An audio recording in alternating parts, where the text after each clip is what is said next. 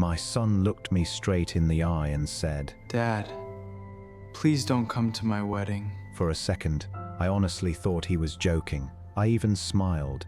He didn't. There wasn't any anger in his face, no tears, no obvious guilt. Just this exhausted look, like he'd been carrying something too heavy for too long. "I really need you to stay away," he said, quietly. I remember hearing the refrigerator humming in the kitchen behind us, because neither of us spoke for what felt like forever. Then I asked the only question that made sense. Did I do something? He looked down at the floor. No. Then why? I can't tell you. He grabbed his keys before I could stop him. "I'm sorry, Dad." Then he walked out of my house. The wedding was 12 days away. And somehow, I had just been uninvited by the boy I'd raised almost entirely on my own. My name is Arthur Vale. I'm 45 years old, and until that afternoon, I believed my son and I had one of those relationships people secretly wished they had with their own parents. His name is Ethan. He's 26 now, smart, steady, never the loudest person in the room, but usually the one everyone trusted. He wasn't perfect growing up, and neither was I. His mother, Lisa, and I divorced when he was 7. There wasn't one dramatic reason. No cheating. No screaming matches.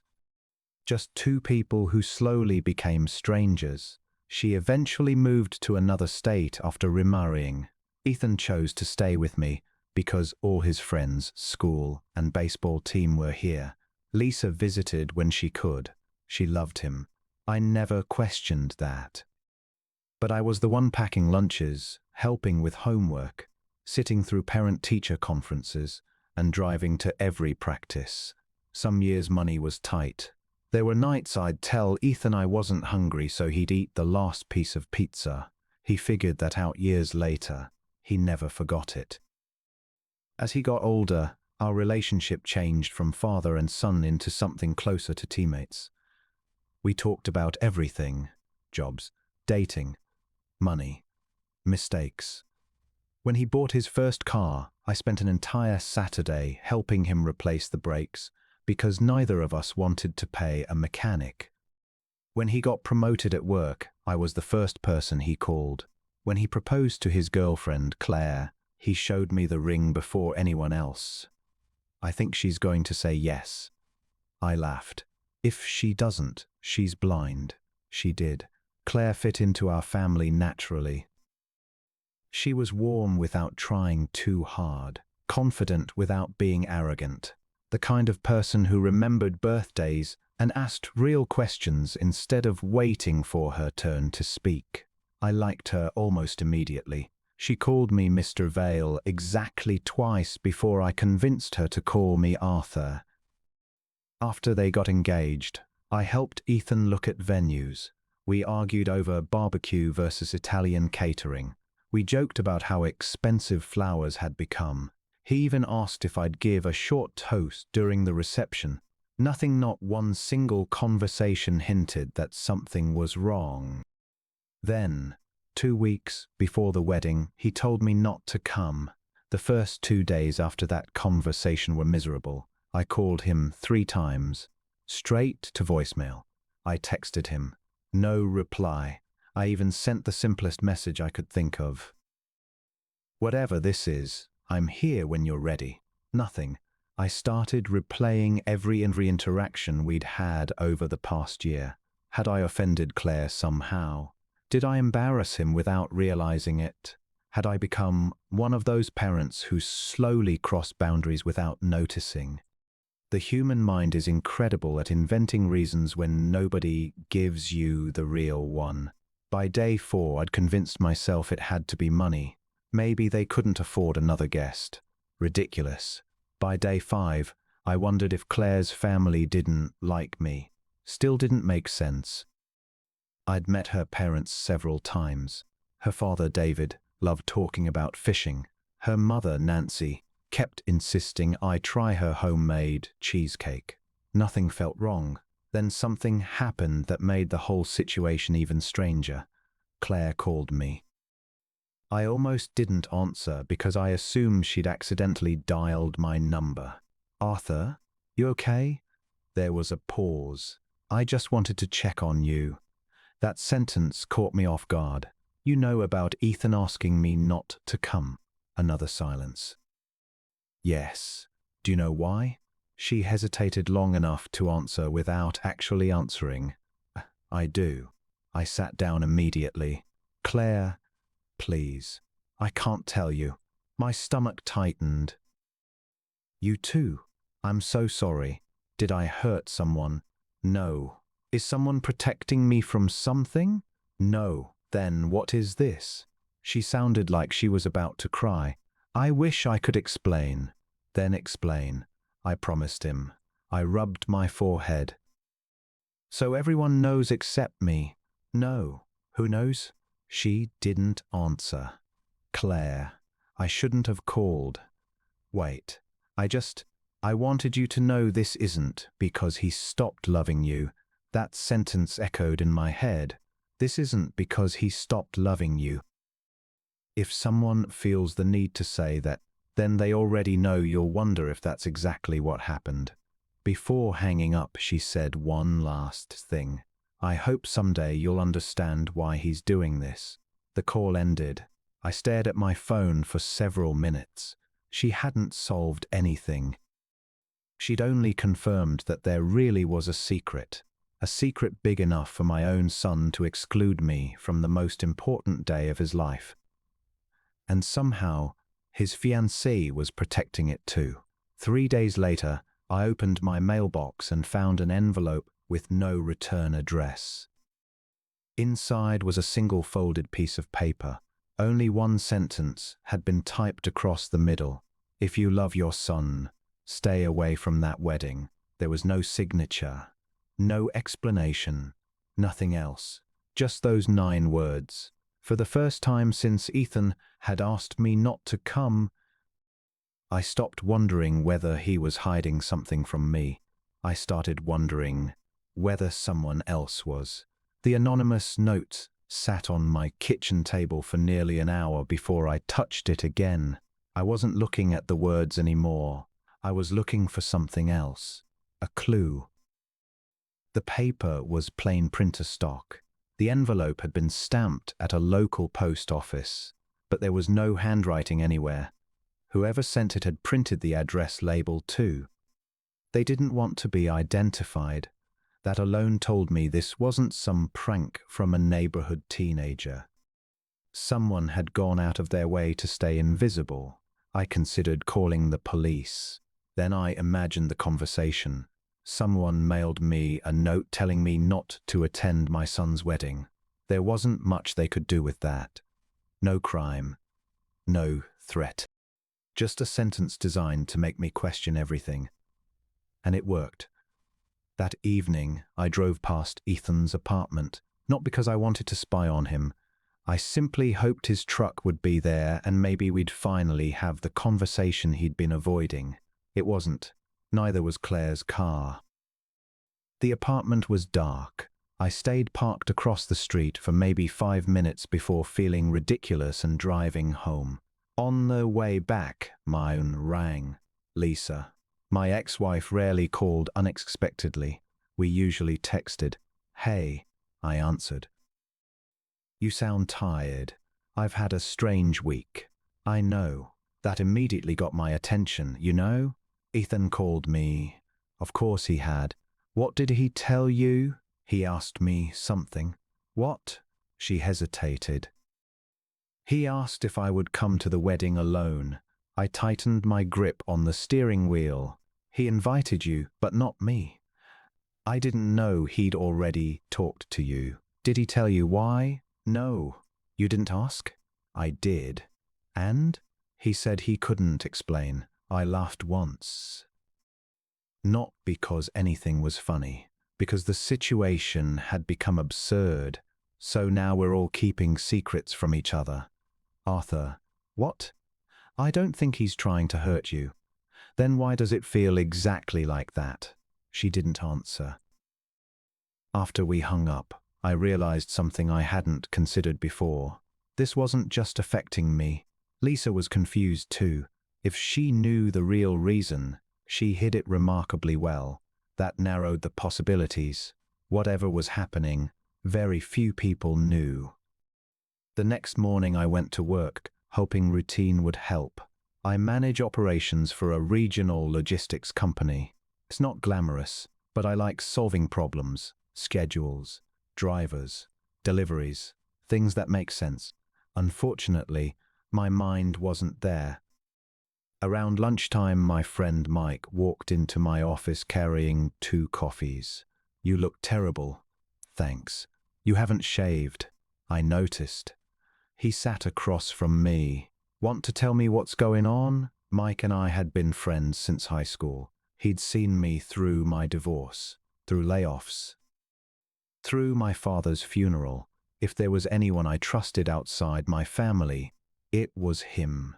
So I told him everything. He listened without interrupting. When I finished, he leaned back in his chair. "Something doesn't fit." "I know. If your son hated you, he'd say so. He doesn't.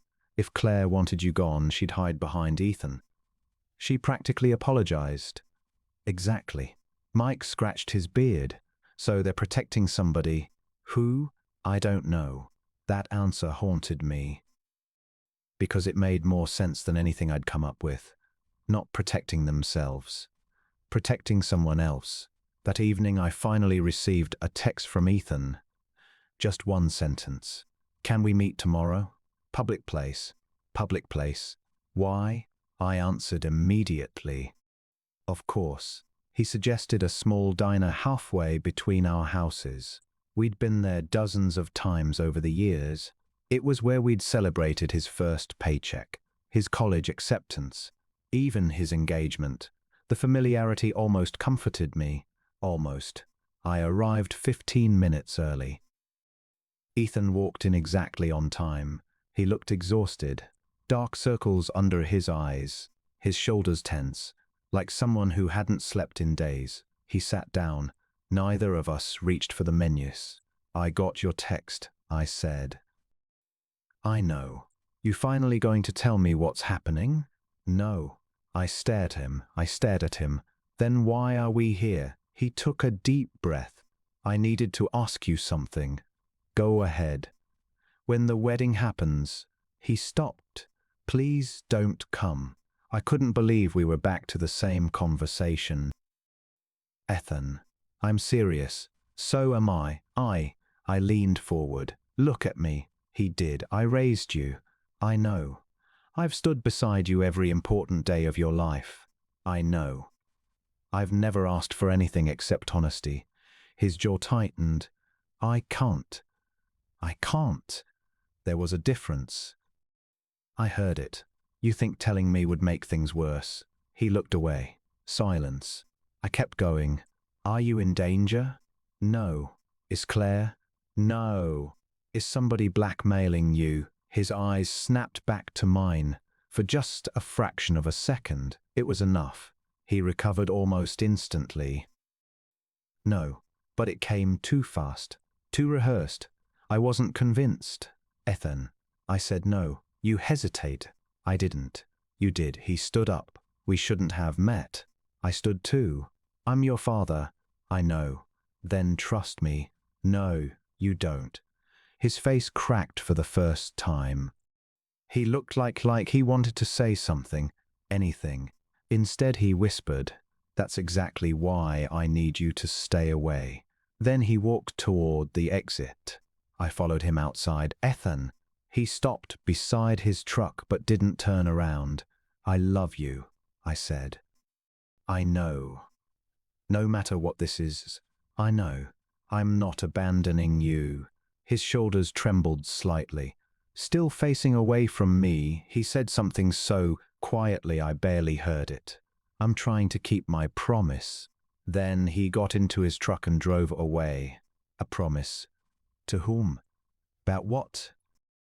I stood there watching traffic for several minutes. The answer had slipped further away, not closer. Later that night I couldn't sleep.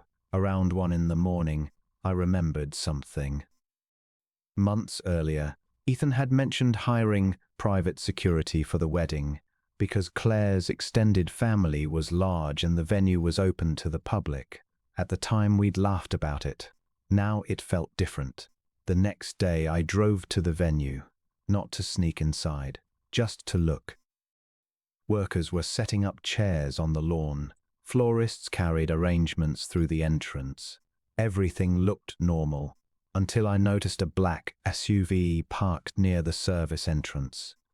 Two men in suits stood beside it, not wedding staff, security. One of them scanned the parking lot constantly. The other spoke into an earpiece. This wasn't ordinary event security. It felt professional. I stayed inside my car. As I watched, another vehicle pulled in. Claire stepped out. She looked around nervously before walking toward the building. One of the suited men opened the door for her. Then, just before she disappeared inside, she turned toward the parking lot. Our eyes met. Even from that distance, I recognized the expression on her face. Not anger, not disappointment, fear, real fear. She immediately looked away and hurried inside. 10 minutes later, my phone buzzed. It was a text from an unknown number. Stop watching the venue. I looked around instinctively. There was nobody near my car. A second message arrived before I could react. You're making this harder for your son. I slammed the phone onto the passenger seat. Someone knew exactly where I was. And they wanted me to know. I wasn't the only one watching. I left the parking lot without looking in my rearview mirror. Not because I wasn't curious, because I was afraid I might actually see someone following me. That text changed everything. Up until then, I'd assumed I was dealing with a family secret. Now it felt like someone outside the family was controlling the situation. I drove around for almost 30 minutes before heading home, taking random turns just to calm my nerves. Nobody seemed to be behind me. Still, I couldn't shake the feeling that I'd crossed some invisible line. The moment I got home, I called Ethan. Straight to voicemail. I called again. Nothing. I left a message. Ethan listened to me. Someone texted me after I drove by the venue. They knew exactly where I was. If you're trying to protect me, I need to know from what. Call me, please. He didn't. Instead, about an hour later, Claire called. The second I answered, she spoke before I could. Arthur, did you go to the venue today? So you know? I need you to answer me. Yes. She exhaled slowly. I was afraid of that. Claire, someone texted me. I know. That stopped me cold. You know, they told Ethan. She closed her eyes. I could hear it in her breathing. I've already said too much. No, I replied. You haven't said nearly enough. She didn't argue. Instead, she whispered something that made the hair on my arms stand up. They're watching all of us. Then the call ended. Not because she hung up, because someone else did. The line went dead in the middle of her sentence. I tried calling back. No answer. 5 minutes later, I received another text from Ethan. Please stop asking questions. Nothing else. No explanation, no reassurance. Just that. It wasn't like him. The Ethan I knew would have driven across town if he thought I was frightened. Now he was pushing me away harder than ever. That night I barely slept. Around 6 the next morning, there was a knock on my front door. Mike. He took one look at me. You look worse. I feel worse. I told him about the texts, the security, Claire's call. He listened quietly. When I finished, he frowned. Have you ever told Ethan something from your past that could come back now? My past? Anything. I thought about it. There wasn't much to hide. I'd had a speeding ticket, a failed business years ago, a messy divorce. Nothing that justified any of this. No. You sure? I'm sure. He nodded slowly. Then maybe this isn't about your past.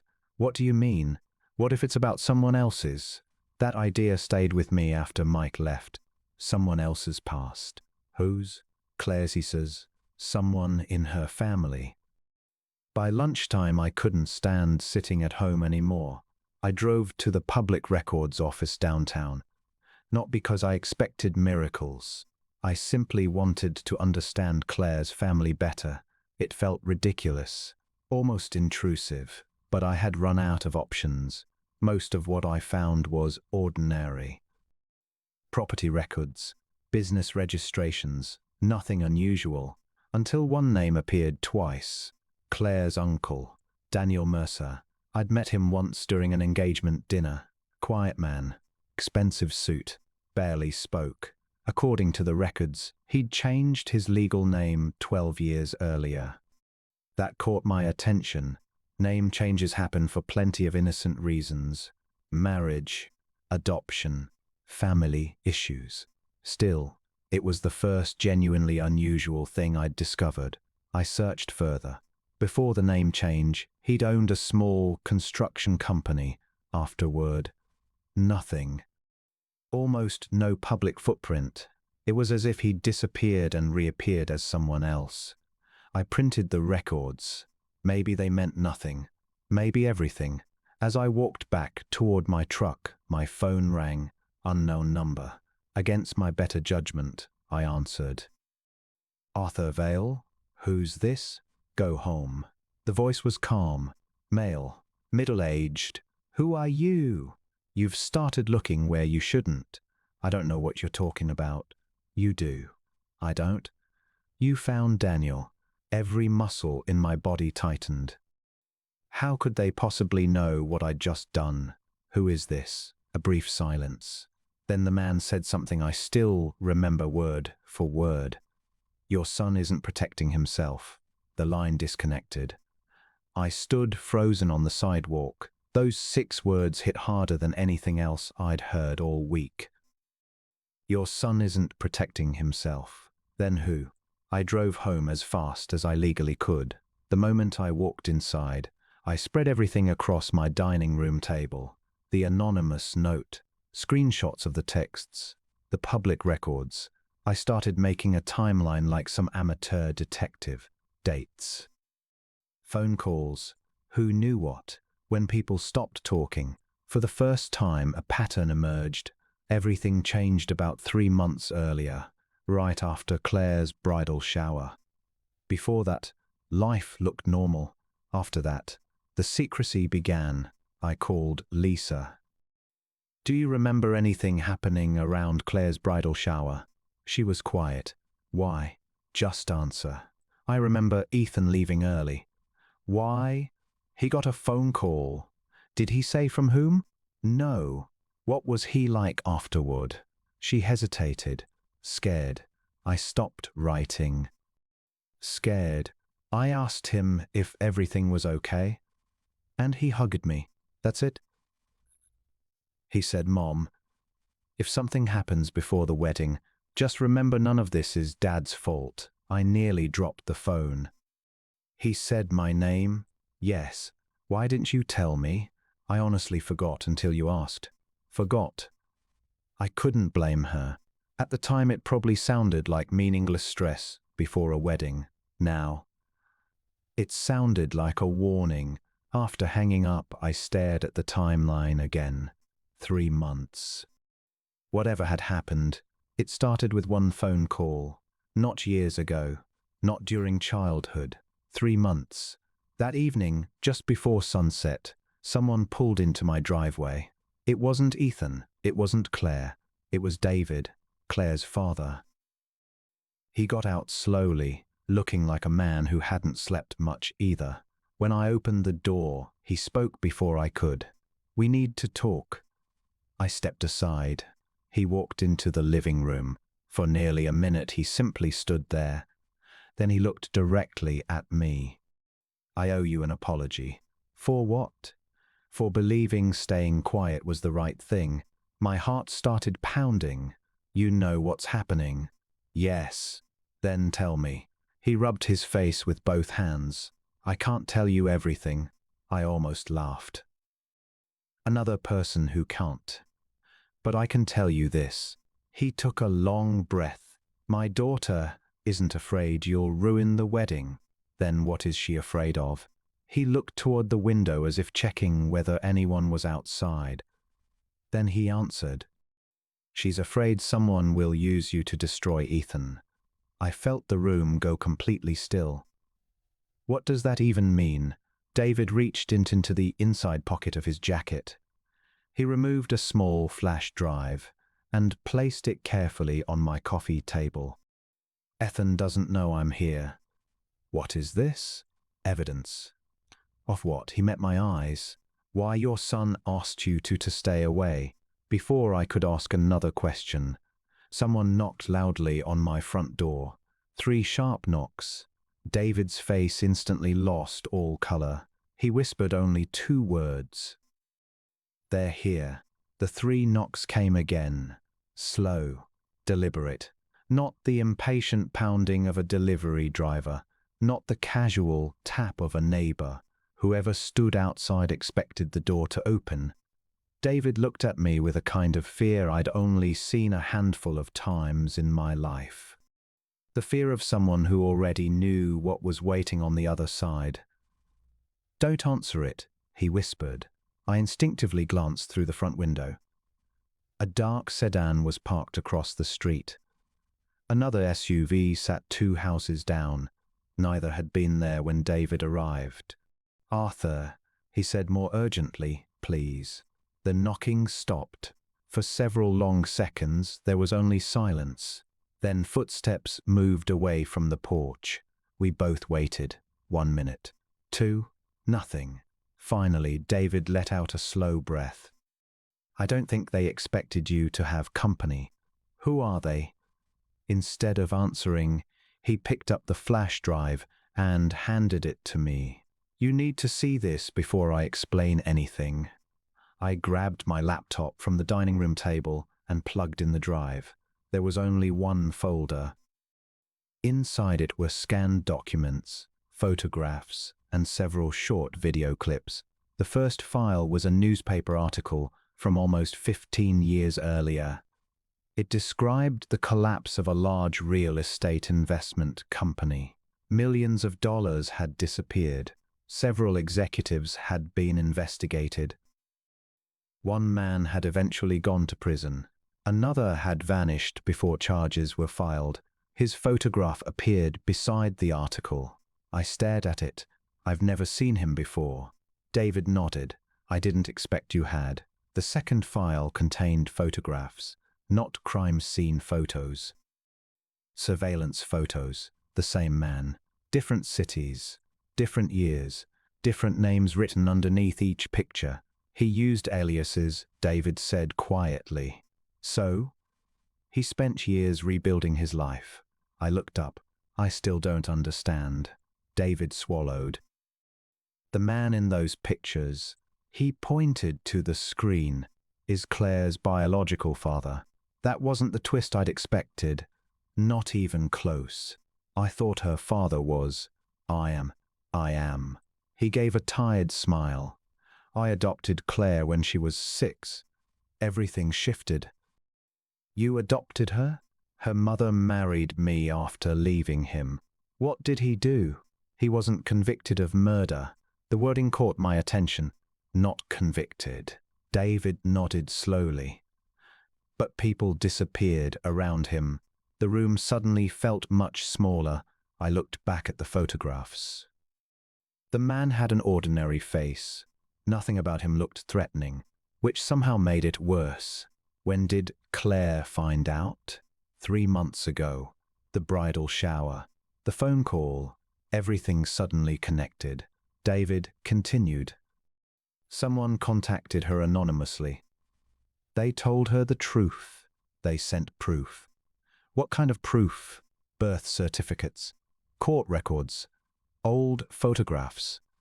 I remembered Ethan leaving the bridal shower after receiving a phone call. He found out too. David nodded. The same day, I leaned back in my chair. "So Ethan wanted to protect Claire?" Yes. But why keep me away? David looked genuinely conflicted. Because the messages didn't stop. What messages? They told Claire that if certain people attended the wedding, he paused. Someone she loved would die. The words hung in the air. I didn't speak. Neither did he. Finally, I asked, why me? Why me? They never explained. Did they specifically mention my name? Yes, exactly. He hesitated. They said Arthur Vale must not attend. A chill ran through me. Not Ethan's father, not the groom's family. Me, specifically. That makes no sense. It didn't to us either. I stood up and paced across the room. If this man is Claire's biological father, why would he care whether I'm at the wedding? David rubbed his forehead. That's the question we've all been asking. And Ethan believed them. He didn't at first. So what changed? David reached for the laptop and opened another video file. Security camera footage. Grainy. Black and white. It showed Ethan leaving his office parking garage late one evening. A man approached him. The video had no audio. The stranger handed Ethan an envelope, then walked away. Ethan stood completely still for almost 30 seconds before opening it. Even without sound, I could see the change in his posture. Shock. Real shock. What was in the envelope? David answered quietly. Photographs. What photographs? Of you. My stomach dropped. Me? Somebody had been following you. I remembered the anonymous text, the parking lot, the feeling of being watched. This had been happening longer than I'd realized. There were pictures of you leaving work. He clicked. Another image appeared. You mowing your lawn. Click. You buying groceries. Click. You sleeping in your recliner through your living room window. I couldn't breathe for a second. Someone had been watching my house, watching me, for weeks. Maybe months. Ethan saw all of these? Yes. I sank back into the chair. He thought they were threatening me. David nodded. They were. I covered my face with both hands. So he pushed me away because he believed distance would keep you alive. Neither of us spoke for a while. Everything Ethan had done suddenly made heartbreaking sense. He hadn't rejected me. He'd sacrificed one of the happiest days of his life because he believed inviting me would put me in danger. The realization hurt even more than being uninvited, because he'd carried that burden alone. Finally, I looked up. Why didn't he come to me? David gave a sad smile. What father would willingly let his son carry that kind of fear? I knew the answer. None. And what son would knowingly put his father in danger? Neither of us had an answer. Just then my phone buzzed. Ethan. For the first time in days, I answered immediately. Ethan. Dad. His voice sounded strained. I know. Silence. Then he asked, know what? I talked to David. Another long pause. Finally he whispered, he wasn't supposed to. I understand now. No, you don't. I do. You really don't. Ethan. Dad, listen carefully. His breathing quickened. Leave your house. What? Right now. Why? They know David went to see you. I looked toward the window. The dark sedan was still parked across the street. Only now, someone was sitting inside, watching. Ethan continued speaking quickly. I'm coming to get you. I'm not running anymore. You have to. No, Dad. I'm done letting strangers decide whether I get to see my son. You don't understand. I understand enough. I walked toward the front window. The driver of the sedan looked directly at me. Then, very slowly, he raised one hand, not waving, pointing straight at me, as if to say, I see you. Before I could react, another vehicle turned onto my street, a black pickup. It stopped directly behind the sedan. The driver got out. Even from inside the house, I recognized him instantly. I'd seen his face only minutes earlier, in the old newspaper article. The man everyone thought had disappeared 15 years ago, Claire's biological father. He wasn't hiding anymore. He was standing outside my house, looking directly at my front door. I had expected many things over the past 2 weeks. An argument, a family secret, even the possibility that someone was trying to intimidate us. I had never expected to look through my own front window and recognize the face of a man who was supposed to have disappeared years ago. He looked older than the photographs, grey at his temples, a little heavier, perfectly calm. That calmness bothered me more than if he'd been shouting. People who already believe they're in control rarely have to raise their voices. "Dad?" Ethan's voice came through the phone. "Are you still there?" "He's outside." Silence. Then I heard him inhale sharply. "I'm on my way." "No." "What?" "I'm done waiting for everyone else to make decisions for me." Before Ethan could argue, I ended the call. David grabbed my arm. "Arthur, don't. I just spent almost 2 weeks believing my son didn't want me. I know. He was carrying this by himself. I know. I'm not hiding anymore." I opened the front door. The man standing in the driveway didn't move. Neither did the 2 men near the sedan. They simply watched. I walked down the front steps until there were about 20 feet between us. "You've gone to a lot of trouble," I said. He smiled politely. "I have. So you're Claire's biological father. I suppose that's the title everyone prefers. You've been threatening my family." "I haven't threatened anyone." I almost laughed. "You've been sending anonymous messages following me and telling my son to keep me away from his own wedding. I gave him advice. You gave him fear. He studied me for a few seconds." "You love your son more than anything." "I know. Then why are you doing this?" His answer wasn't what I expected. "I'm trying to stop him from making the same mistake I made." That caught me completely off guard. "What does that mean?" He looked down for a moment before meeting my eyes again.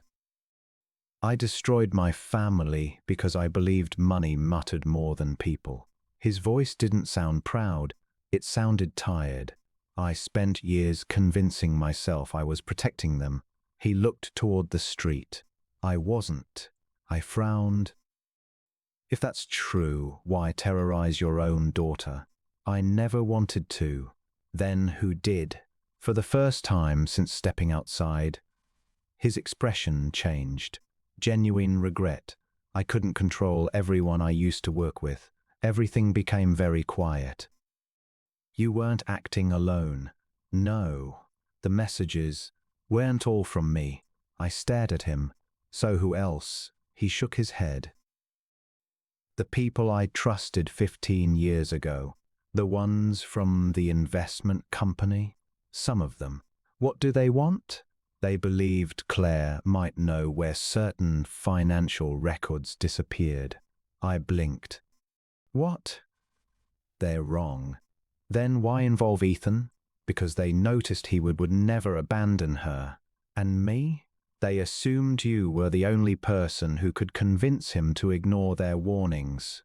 Pieces started falling into place. Not perfectly, but enough. "You wanted me away because if you came to the wedding, they planned to create chaos." He paused. "They wanted everyone looking at you." "Why?" "So they could take Claire." The words hit me like a punch. "You expect me to believe that?" "I don't expect you to believe anything." He reached into his jacket. Instinctively, I tensed. Instead of a weapon, he removed a folded piece of paper. He held it out. I didn't take it immediately. "It's tomorrow's seating chart." I frowned. "What?" "They already know exactly where everyone will be sitting." I unfolded the paper. Someone had marked several names with red circles. Mine, Ethan's, Claire's, David's, Lisa's, every immediate family member. They've been planning this for weeks, he said quietly. Before I could ask another question, tires screeched at the end of the street. Ethan's truck. He jumped out before the vehicle had fully stopped. "Dad," he ran toward us. The older man immediately stepped backward and raised both hands. "I'm leaving." Ethan ignored him completely. He grabbed my shoulders. "Are you okay?" "I'm fine." He looked at the other man. "What did you tell him?" "The truth." "No," Ethan snapped. "You told him your version." The older man nodded once. "Fair enough." Then he climbed into the black pickup and drove away without another word. None of us moved until the truck disappeared around the corner. Finally, Ethan looked at me. "I'm sorry." I pulled him into a hug before he could say anything else. For a few seconds, he didn't hug me back. Then I felt his arms tighten around me. "I thought I was protecting you," he whispered. "I know. I couldn't lose you. I know. I hated asking you not to come. I know." He stepped back, wiping his eyes. "I should have trusted you. You should have. You should have." He laughed through the tears. "You're really going to make me admit that?" "Absolutely." For the first time in days, we both smiled. Only briefly, because David interrupted us. "We don't have much time." He pointed toward the seating chart still in my hands. "If what he said is true, tomorrow could still go very wrong." Ethan nodded. "I already called the police." "You told them everything?" "As much as they'd listen to. And they're increasing security." I looked at my son. "So what happens now?" He took a deep breath. "You come to the wedding." Just hearing those words lifted a weight I hadn't realized I was still carrying. "I wouldn't miss it." "But there are no buts." He smiled weakly. "I figured you'd say that." The next morning we arrived at the venue together. Not separately, together. For the first time since all of this began, police officers in plain clothes blended into the crowd. Private security checked every vehicle. Guests complained about the delays. None of them knew why. Claire met us near the entrance. The moment she saw me, tears filled her eyes. "I'm so sorry." I hugged her. "You never needed to apologize. I thought keeping you away would keep everyone safe. You were trying to protect your family." She nodded. "So were you."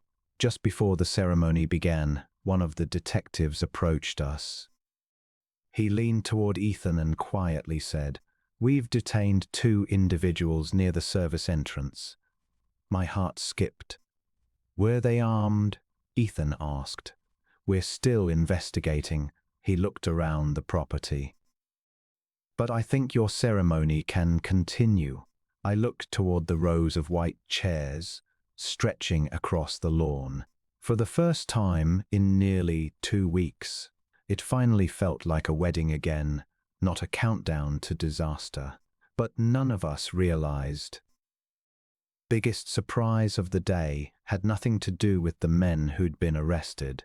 It was waiting inside the envelope the detective handed me just minutes before the ceremony began. The detective handed me a large brown envelope just as guests were beginning to take their seats. "Mr. Vale," he said quietly, "this was recovered from one of the detained suspects." I looked at Ethan. He gave me a nervous nod. "Open it." Inside was a thin file. No cash, no weapons, just documents. At the top was a printed photograph of my house. Underneath it was a handwritten note. "Arthur Vale was never the target." I frowned. "What does that mean?" The detective answered before anyone else could. "It means everything you've experienced over the last few weeks was designed to influence someone else's decisions." I looked back at the file. The next page explained more than I expected. The men who had been arrested weren't trying to kill me. They weren't even particularly interested in me. I had been chosen because I mattered more to Ethan than anyone else. Whoever planned this believed Ethan would sacrifice anything, including his own happiness, to protect me. They were right. That realization hurt in a completely different way, not because I had almost missed the wedding, because my son had been willing to carry that pain alone if it meant I stayed alive. The detective continued. The suspects appear to have been working independently from Claire's biological father. David looked genuinely surprised. So he was telling the truth. The detective nodded. He has been cooperating with investigators for several weeks. I thought back to our conversation outside my house, the regret in his voice, the exhaustion. It hadn't been an act. He had made terrible decisions years ago, but this time he had actually been trying to stop something worse. That didn't erase his past. It didn't magically make him a good man. But life is rarely divided into simple heroes and villains. Sometimes people spend years trying to repair damage they'll never completely undo. The detective closed the folder. We'll need statements from everyone later. Ethan smiled nervously. Can it wait until after I get married? The detective smiled for the first time. I think that's a reasonable request. As he walked away, Claire took Ethan's hand. You ready? He looked at me. This time there was no uncertainty, no hesitation. Dad, I already knew what he was about to ask. I'd be honored if you walked me down the aisle. I laughed. I think that's usually the bride's father. Claire smiled through her tears. Then both of you walk with us. David chuckled. I'd like that. So the four of us stood together for a moment that none of us could have imagined 2 weeks earlier. Not divided by fear, united by it, and by surviving it.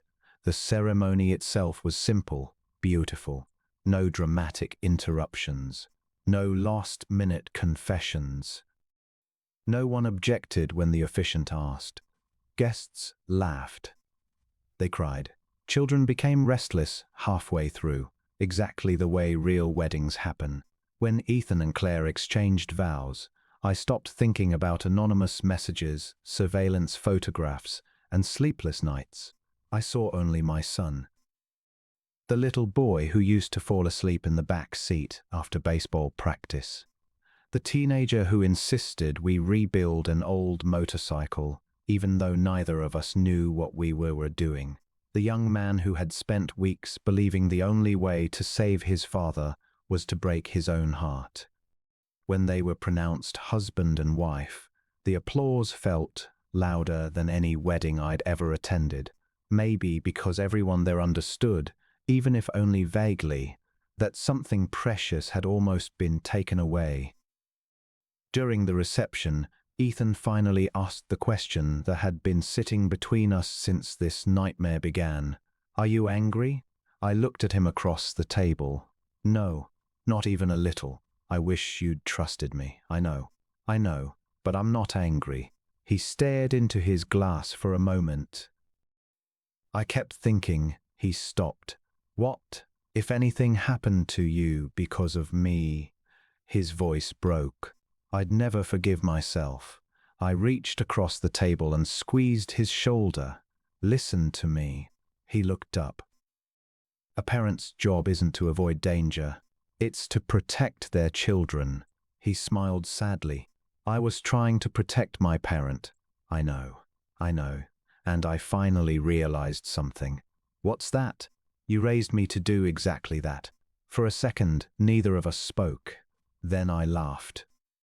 So I guess this is partly my fault. He laughed too. The tension that had wrapped itself around both of us for weeks finally disappeared. Later that evening, after most of the guests had gone home, I found myself standing alone outside the reception hall. The sun was setting behind the trees. The air was quiet. David walked over and stood beside me. I almost made a terrible mistake, he said. Keeping the truth from me? He nodded. I thought silence was protecting everyone. It rarely does. He looked toward the building where laughter drifted through the open doors. I spent years believing families survive by hiding painful things. I shook my head. Families survive by facing painful things together. He smiled. I'll remember that. A few minutes later, Claire joined us. She slipped her arm through mine. Thank you. For what? For coming. I smiled. I was always going to come. She laughed. I know. Even if I'd had to sit in the parking lot. She laughed harder. I believe you. By the end of the evening, police had confirmed that the men arrested near the venue were part of a small group attempting to pressure Claire into revealing information they mistakenly believed she possessed. The evidence recovered from their vehicles and the cooperation of Claire's biological father helped bring the investigation to an end. No one in our family was ever charged with anything, and over the following months, the threats stopped for good. Life slowly returned to normal. Ethan and Claire bought their first house the following spring. I helped them paint every room. We argued about paint colors. We ordered too much pizza. We laughed about how close I had come to missing the wedding because my own son loved me too much. Every now and then, one of us brings it up. Usually with a smile now, not because it was funny, because we made it through. People often say love is about holding on. Sometimes it is. But sometimes love looks like letting someone believe you hate them because you're trying to keep them safe. My son thought he had to carry that burden alone. He was wrong. Families aren't strongest when one person sacrifices everything in silence. They're strongest when no one has to face fear by themselves. And if I learned anything from those impossible 2 weeks, it's this: never mistake someone's distance for a lack of love. Sometimes the people pushing you away are the ones fighting the hardest to keep you in their lives.